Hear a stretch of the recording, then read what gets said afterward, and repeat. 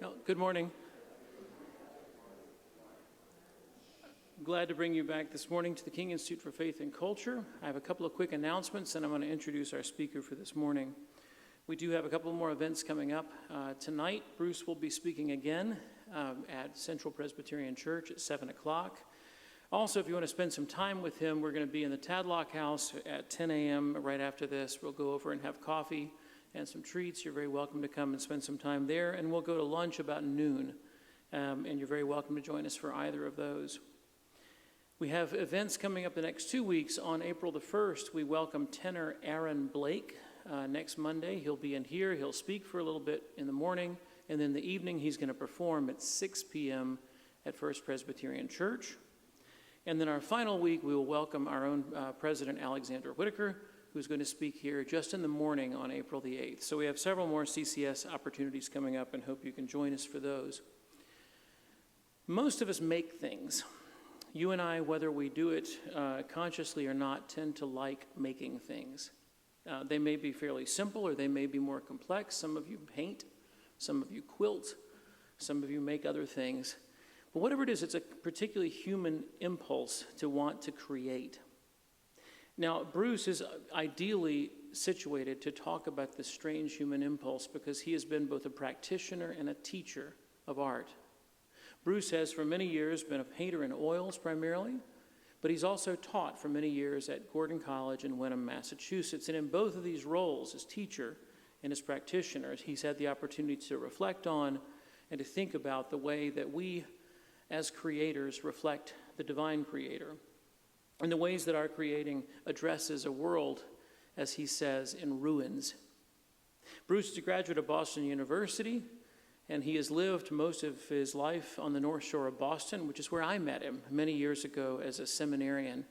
I was trying to teach a Sunday school class for college students at Gordon College, and the best one I ever did was when I invited Bruce to come be a guest speaker instead of myself.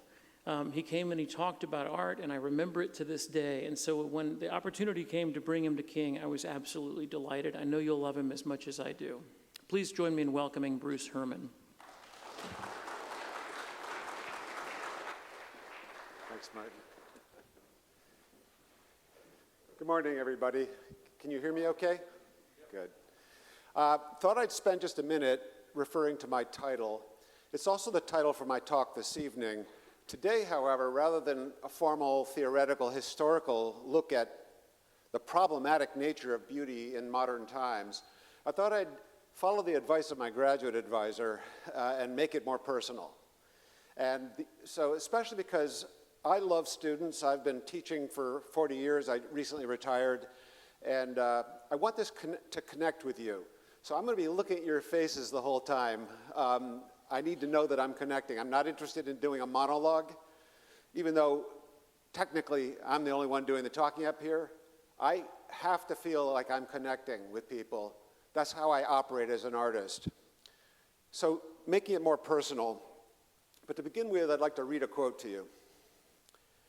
We no longer dare to believe in beauty, and we make of it a mere appearance in order the more easily to dispose of it.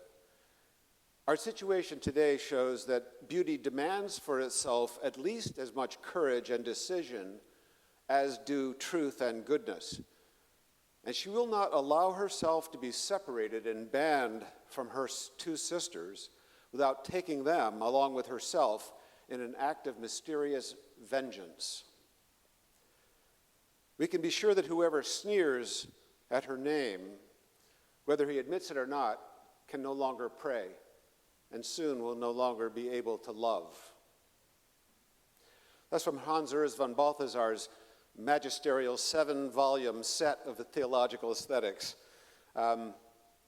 Before we get started, I'm going to let one of my former students introduce you to my work.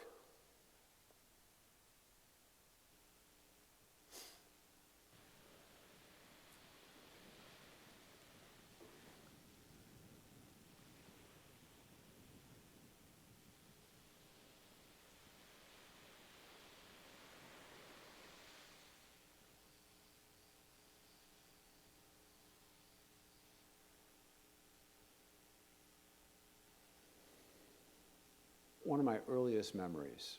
When I was 6 years old, I remember trying to draw my grandpa and looking at my drawing and being so disappointed at how crummy the drawing was and how wonderful my grandfather's face was and how full of mystery and time and stories and feelings and all kinds of just history, human history was right there in his face, and I felt that my drawing was just a travesty. Of course, I didn't have fancy words like travesty, but it was crummy, and I hated it.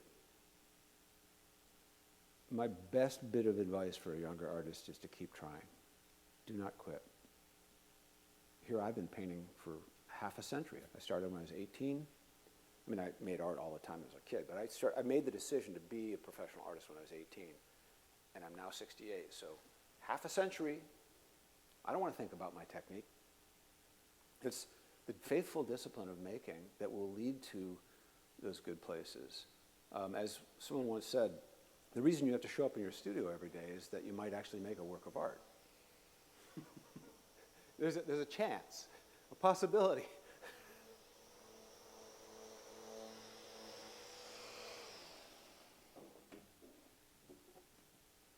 For me, making art is essentially an act of submission. It's an act of letting go of my illusion that I am the one in charge of my life.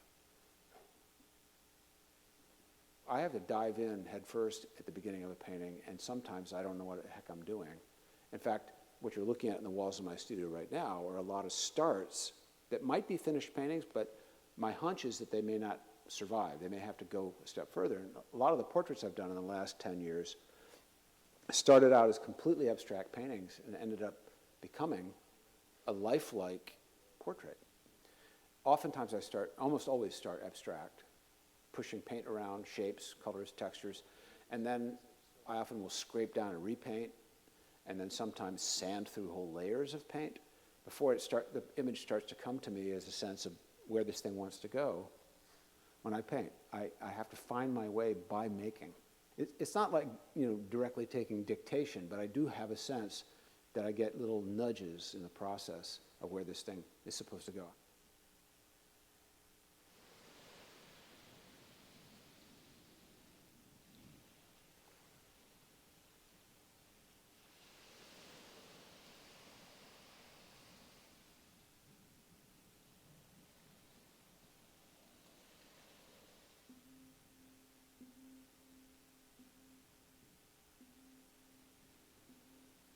Meg and I were married in 1973 on Niles Beach here in Gloucester, and whoever happened to be home in our immediate neighborhood was invited. We didn't send out invitations, and we had the Justice of the Peace meet us down at the beach, and he married us there. I sang at my wedding, I think, Begin the Beguine by Cole Porter with a guitar, and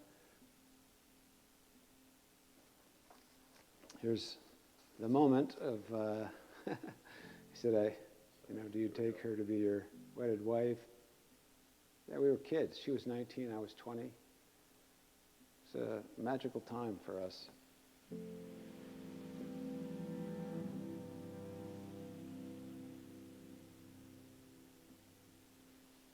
The reason I had come to Gloucester was because I fell in love with the light here around the ocean side.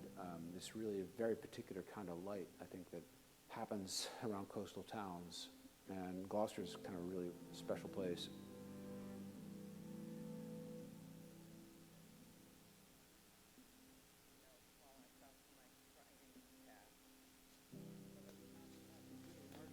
The face of the lion, it hasn't got a mane, it's kind of a bald lion. Can you see the lion's face? Absolutely. So we call it the lion. Kind of smiling a little. Yeah. Big. My wife and I basically settled on this street 35 years ago. And she had also grown up moving around a lot. Her dad was the same, a corporate climber, and had moved them all over the world. She was dizzied by the moving she'd done. And we didn't really even talk about it, we just did it. We just planted ourselves. And we've been on this same street for 35 years.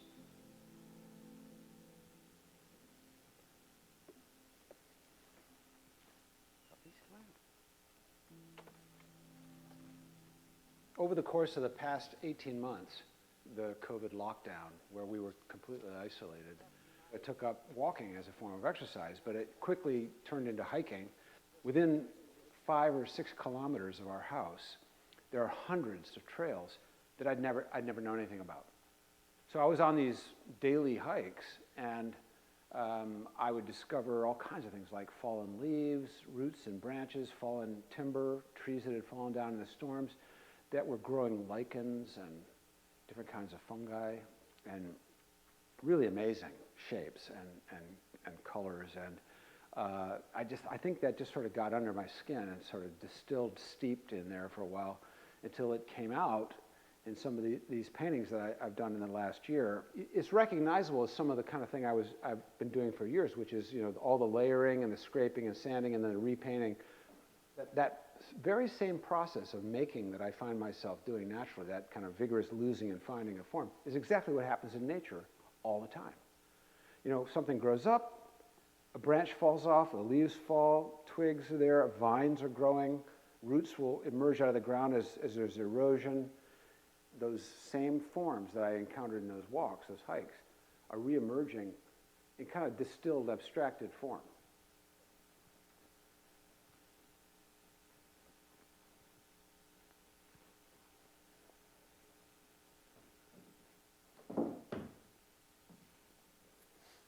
What I want to do is be like those who are born of the Spirit, you know, be able to receive guidance and then submit to that jet stream, that flow, and let it take me where it wants to go, you know.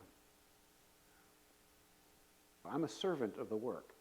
I don't think of myself as this grand author and grand planner of the work of art. If I planned a work of art, it would definitely be something you'd want to throw away.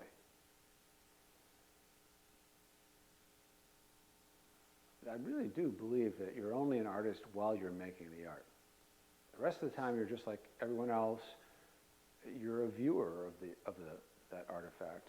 There's no difference between you and the next person. And I really can't stand the idea of an artist going around trying to determine what other people make of their work. You know, kind of saying, this is what this thing means. It can't mean anything else. What a terrible idea.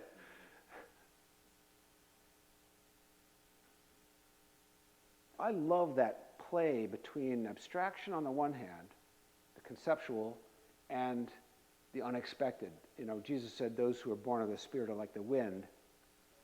You neither see where it originates nor where it's going. You just see the effects of the wind. And he talks about those who are born of the Spirit being like the wind. In other words, being able to move suddenly while being inspired, literally inspired, to breathe in the Spirit. And what happens is the unexpected, the surprise. And that surprise is often the presence of God.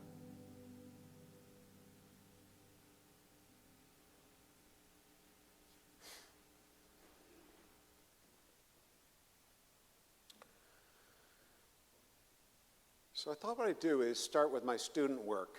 I was your age in the mid-1970s. I know, that seems like the dark ages.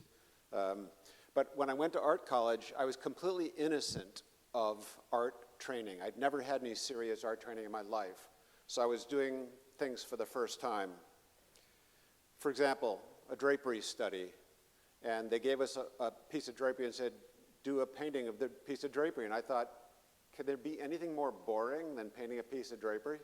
So I found a piece of life-size sculpture down at the end of the hall in plaster, and I draped this drapery over it and painted that whole thing. At the time, I should tell you, I was deeply involved in Eastern philosophy and a form of Buddhism, gradually got involved in Zen and meditation. And another assignment we were given was go to the Museum of Fine Arts there in Boston and find something to draw that really attracts you. And I was interested in the Buddhist tradition, so I did this drawing of Guanyin, the bodhisattva of compassion. At the time, I was following a spiritual teacher from India by the name of Meher Baba. His name means compassionate father. So I was in a spiritual search. I was looking for God, trying to find meaning in my life. As you can see, I got married at a very young age. I was younger than most of you in this room probably when I got married. And we got pregnant with our first child before I even started college. I had been working in a factory in Gloucester, a fish packing factory, and driving a taxi cab on the weekends. But of course, the other thing we did was lots and lots of figure drawing and figure painting. We did portraits. I did a double portrait of myself and my wife. I did my first outdoor painting, which seemed completely crazy to me, to try to carry your paints and your canvas outdoors, but of course it's a very common thing among artists. So I did my first plein air painting. And the one thing artists have to do is self-portraits. It's a cheap model, and so I did a bunch of sketches, and I ended up with this first oil painting. Back that up just for a second. And one of the other kids in the class said, "Bruce, why do you wear that silly-looking hat?" And I didn't really have an answer, but the teacher came over to my defense and said, "He wears the hat because the visor blocks out the glare, and it makes it..." I'm thinking, oh, that's a good answer. I just liked it. Right around that time, I was exposed to a movement in modern art called Expressionism, and so some French painters and some German painters early on in the 20th century, after World War I, were trying to grapple with the loss of confidence in civilization that war brought on. It was supposedly the war to end all wars, but it didn't end the wars at all. It was terrible carnage, and it was depressing, and it created a terrible economic depression in Germany because of the war reparations that eventually led to the rise of Nazism in the Second World War. But these artists were trying to come to grips with reality, not to paint pretty pictures to paste over top of reality, but deal with the reality of racial injustice and social injustice in general, economic injustice, war, at the same time to make art. So how do you do that? How do you find beauty when there's horror and injustice? Well, Georges Rouault, a French painter, in this painting, he was a classically trained artist, worked under Gustave Moreau, and did beautiful classical murals, but then, like many of these artists, lost confidence in typical understandings of beauty and began doing this kind of raw, almost clumsy, heavily painted approach. And the other thing about him that really intrigued me was he did images of Christ. He did religious imagery. And for modern artists to do sincere religious imagery was a novel thing to me. In fact, I didn't even think it was possible. But you can see in the kind of coarse, almost crude way of showing the figure, there's a kind of elemental, emotional energy in his work. And it had a huge impact on me, such that I completely revised my first self-portrait and painted it in caustic instead of oils. Encaustic is a hot wax method with pure pigments mixed into pure beeswax, and the paint congeals the minute it hits the surface. So it builds up this typically thick, heavily painted surface, and it communicates something emotionally true for me. More true than just simply the way things appear. So what we call realism, in many ways, is not real. It's just the appearance of things. The realism, a real realism, would involve honesty, emotional honesty, and that was what I became intrigued by with these expressionists. And I did a whole bunch of these paintings in encaustic. One I entitled Jazz, another one I entitled The Dreamer, but you can sort of get the sense of where I was going. I was looking for, drawing upon my own internal life, not so much outside in as inside out. Another artist I was looking at was Max Beckmann. This is a famous triptych of his. A triptych is a three-panel painting that was usually used as an altarpiece in medieval and Renaissance churches. But Beckmann adopted it for a kind of personal narrative to try to unpack his own reaction to World War I. He was a medic in the war, and he took care of shell shock victims.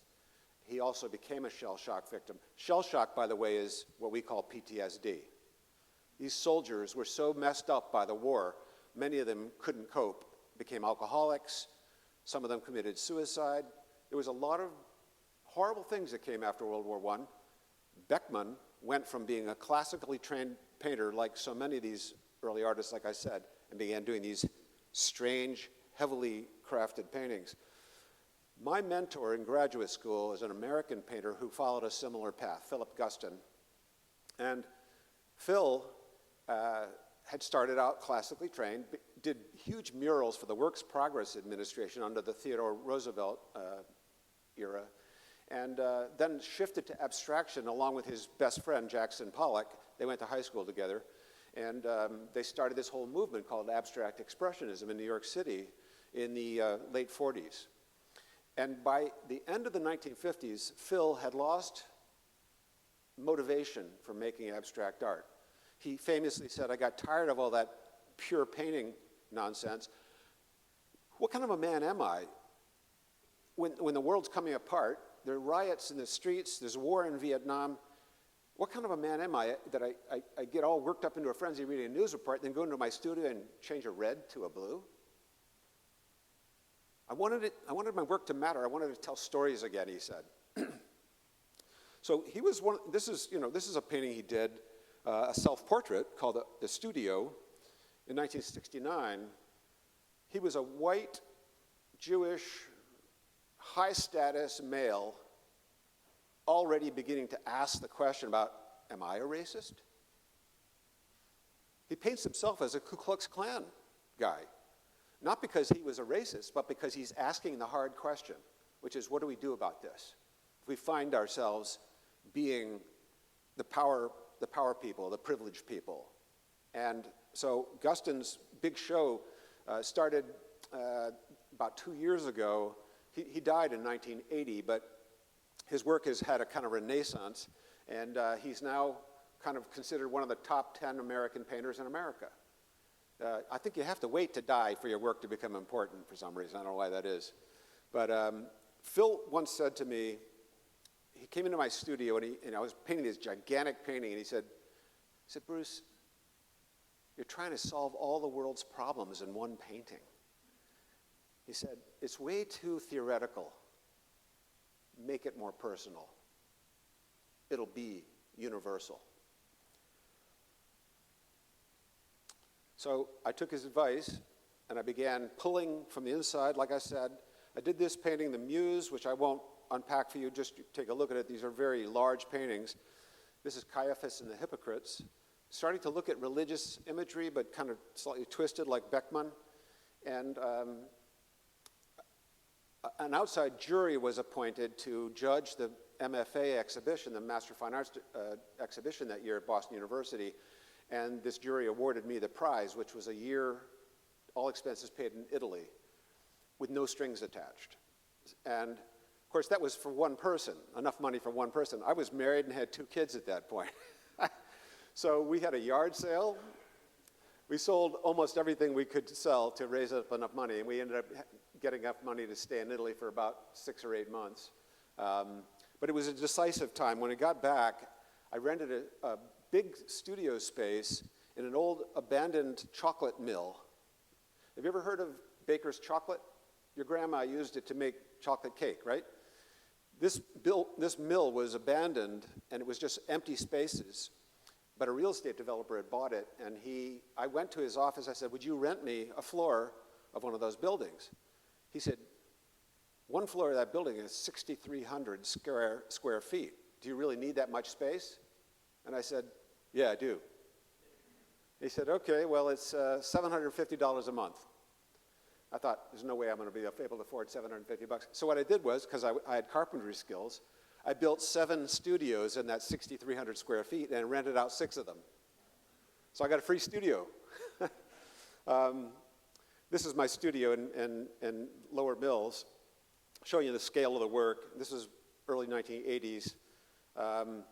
This particular painting was a painting of a friend of mine, Bill Harsh, also a painter. Around that time, in the early 80s, I was beginning to question everything. And the guru, the spiritual teacher that I was following from India, said, if you really want to follow me more carefully, don't change your religion. If you're Jewish, remain Jewish. Just become a better Jew. If you're Christian, don't leave Christianity. Become a better Christian. If you're Hindu or a Buddhist, etc. And I thought, well, I guess I'm Christian, because I grew up in America, you know. And I thought, what do Christians do?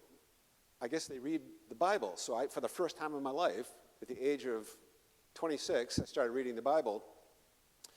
Well, I'll spare you the details, but it brought me to my knees. If you read the Bible with an open mind, it will mess you up.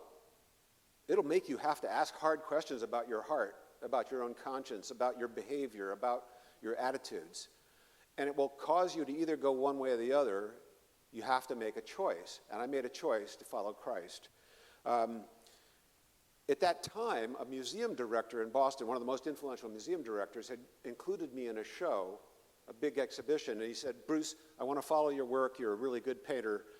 Just call me and have me come down to your studio in a couple years when you've worked Max Beckmann out of your blood. So I said, okay. But I became a Christian and started doing these images, which I called Golgotha, which of course refers to the hill on which Christ was crucified, which we remember this week on Friday, Good Friday. You might ask, why is it called Good Friday if what happened on that day was the execution of the only innocent man that ever lived? It's a good question.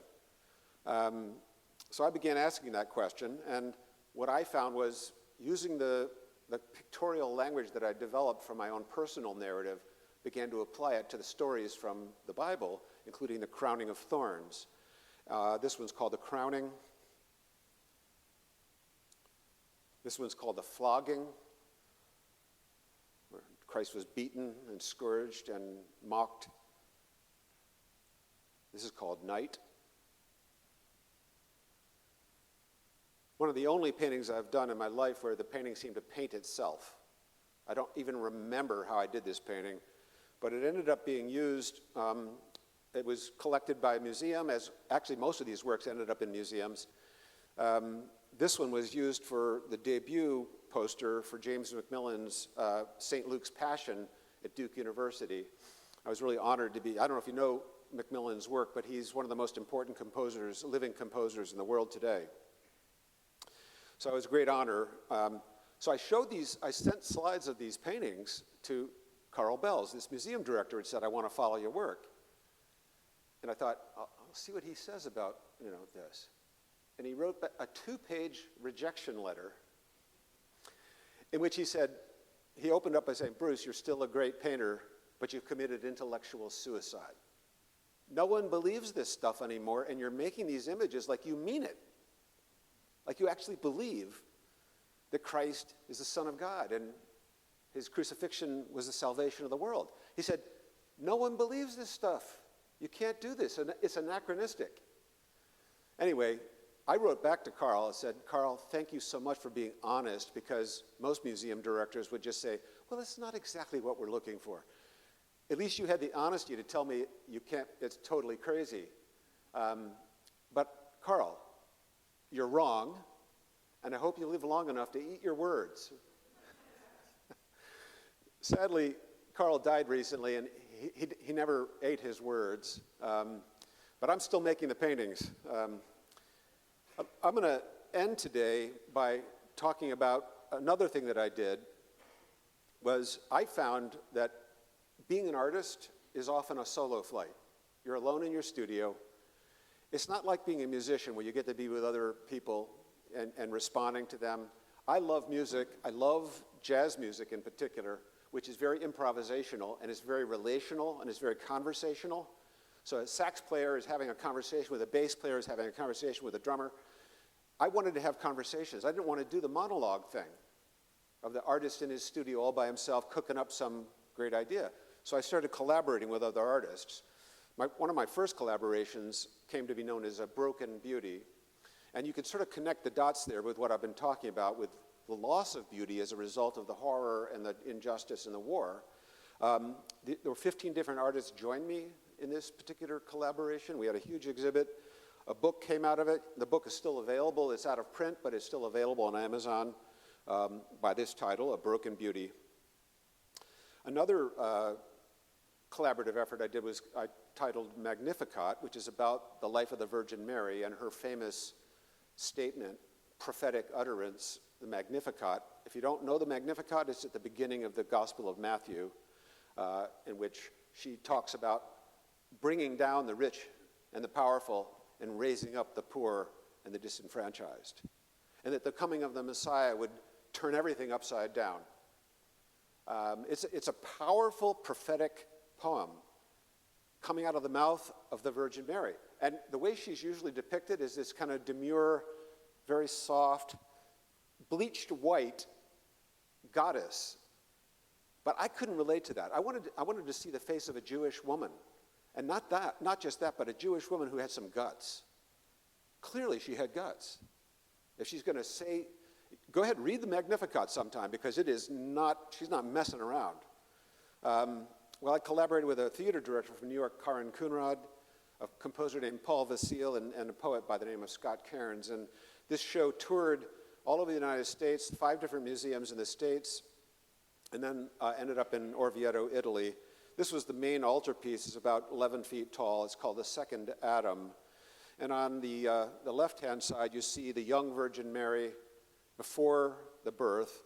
On the right-hand side, you see the Virgin Mary as an elderly woman remembering her son. In the foreground, you see Adam bent over in labor and Eve bent over in labor. And Adam is holding, looks like a vine, which is becoming a snake, which is becoming the cross. And the cross is shattering the arch of Roman imperial power. The Second Adam. This is one of those paintings, like the one I told you about Night, where the painting seemed to paint itself. And I struggled to paint the Christ figure over and over again, probably 12 times.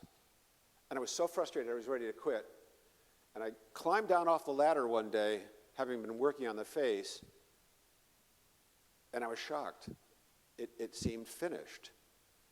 And I knew, I had this intuitive sense, I can't touch it. It's done. What's really interesting is ever since then, when this has been shown, people have told me they can't tell whether he's African American or Asian or Native American or Caucasian. No one can tell his race. And that was not intentional on my part, at least not consciously, but certainly that's what I would desire, is that anyone who looks on the face of Christ finds their brother, finds their Savior. The other triptych that I did for that project was, it reads from right to left like Hebrew. It's the Annunciation. The angel Gabriel comes to Mary. The middle panel is a scene that I've never seen depicted in Western art, which is Mary receiving the seed of God into her womb to become pregnant with the God-man, with the Christ. And then on the left-hand panel, she visits her relative Elizabeth, who was also pregnant with John the Baptist. Did you ever think about that? Jesus and John the Baptist were cousins? Those guys rocked the world. But I couldn't think of a better way to show Mary. It says she says, how can this be since I have not had relations with a man? And the angel Gabriel said to her, the Holy Spirit shall overshadow you. Well, but it says in Scripture that in God there's no darkness at all. So I couldn't figure out how would the Holy Spirit overshadow her. And so I enveloped her in gold, real gold, 23-karat gold leaf. The entire painting is surrounded with it. And I have her kind of collapsed at the bottom of that panel, which is like a life-size figure. Another collaboration was with Makoto Fujimura and Chris Theophanidis, the composer, and the theologian Jeremy Begbie, entitled Quartets, and it's based on T.S. Eliot's 4 quartets. And if you haven't read that, it's a really complex poem. It takes 45 minutes to read it. And I suggest if you want to read it, that you read it out loud rather than trying to read it because it's musical. And you'll understand it better if you can hear it with your own voice. Suffice it to say that poem kind of really got under our skin and created this whole body of work, which I won't show you today, but our book is available. If you go to Mako Fujimura's website, the Fujimura Institute, you can order the book, and you can read more about that project. I've got 2 more things I want to show you. One is a commission called Riven Tree that I did for Duke University, but I'm going to read you a poem by a friend of mine first. God goes belonging to every riven thing he's made, sing his being simply by being the thing it is. Stone and tree and sky, the man who sees and sings and wonders why God goes. Belonging to every riven thing he's made means a storm of peace. Think of the atoms inside the stone. Think of the man who sits alone, trying to will himself into a stillness where God goes, belonging. To every riven thing he's made, there is given one shade shaped exactly to the thing itself. Under the tree, a darker tree. Under the man, the only man to see, God goes, belonging to every riven thing. He's made the things that bring him near, made the mind that makes him go, a part of what man knows, apart from what man knows, God goes, belonging to every riven thing he's made.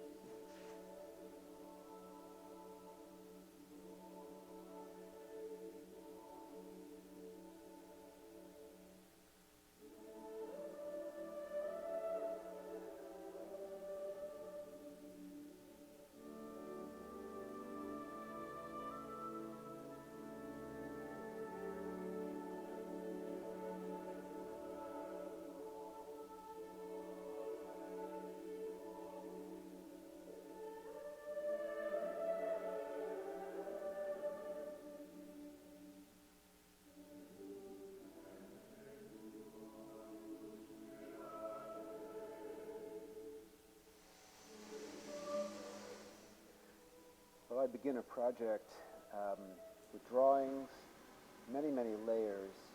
We build up dozens of layers and then sometimes drastically edit in order to arrive at the image that seems to want to come into being, even at the expense of getting rid of months of work.